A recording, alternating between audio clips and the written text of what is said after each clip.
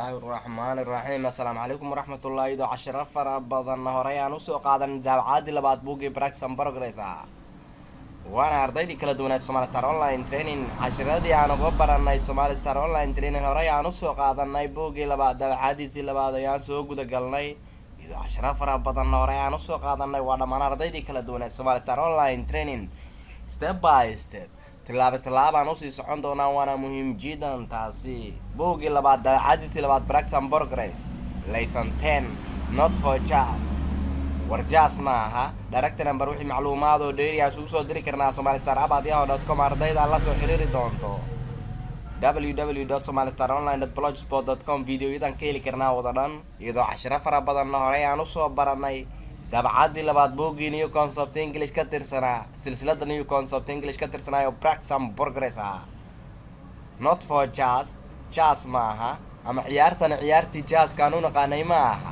ayuu ka bilaabanayaa xawaankeena maanta iyadoo cashiro fara badan ardayda ay hore u soo qaateen ardayda ku kala nool adduunyada oo dhami halka ayaan kala sii socon doonaa waana muhiim jiddan wixii macluumaad oo dheeri hadaan u baahano ama casharada tooska ah waxaan la soo xiriiri doonaa director إذا عشرة فرا بدنا وراي أرضي يوسو قاتين هالكاسة الله سيمريا.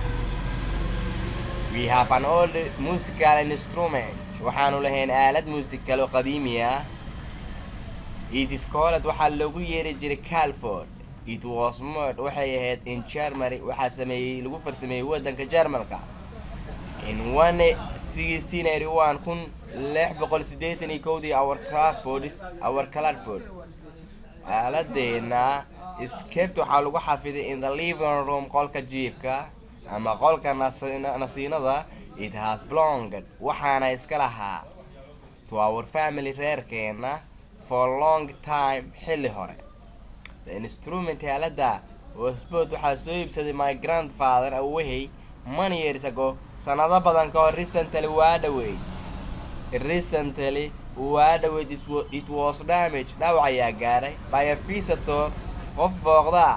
She tried oo isku dayaysay to play jazz inay ku ciyaarta jazzka on the she struck markay ku dhufatay the case furayaasha two had ayay ugu dhufatay and two of the strings laba kamida furayaasha ayaa kor u booday kuwa la garaaco way tape-ka were broken waa ay go'een way. My father aabahey was shocked waa ka naxay.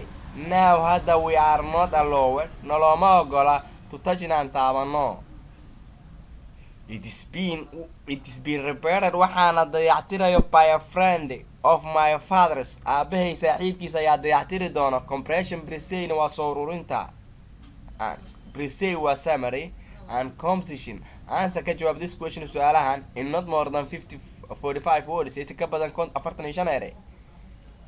Do we own an only Clatford miyaanu lahayn aalad Clatford la yiraahdo or do we own waxaanu lahayn a new piano cusub only baan lahayn waa garan kartaan. When was it made wadankee baa soo saaray. Who bought yaa soo iibiyay the instrument aaladaasi mana yeersagoo sanado badan ka hor. Who damaged yaa dhaawacay it recently waa dhaweed. What did she try to do maxay isku dayaysay inay samayso. What did she break maxay ku garaacday weeye. Who is repaired it now hadda yaana dayactiri doono. Key structure-ka marka it was made in Germany waa wadanka Jarmalka in 1681 read akhri these two questions labadan su'aalood and answer ka jawaab. Who built this bridge kan yaa dhisay. Prisoner of the war maxaabiistii dagaalka build ayaa dhisay this bridge kan in 1942 markuu dhamaaday dagaalka labaad adduunka. When was the bridge built kuma dhisay. This bridge can was built waxaa la dhisay. When was goorma this bridge can build la dhisay. This bridge was built waxaa la dhisay in 1942 iyadoo cashiro fara badan ardayda ay hore u soo qaateen halkaasaana la sii maraya waana muhiim jiddan taasi. step casharadii taxanaha la socon doona lesson 10 baa maanta aragnay oo ka tirsanaa buugii silsilada new concept english ka tirsanaayo practice and progress ah waana dhammaan ardayda Somali Star online training wixii macluumaad oo dheeri waxaan soo diri karnaa direct number english and ICT wixii ah. sidaa darteed casharadeen taxanaha halka ay ka sii socon doonaan fi amaan Allah. Wassalaamu calaykum wa rahmatullah.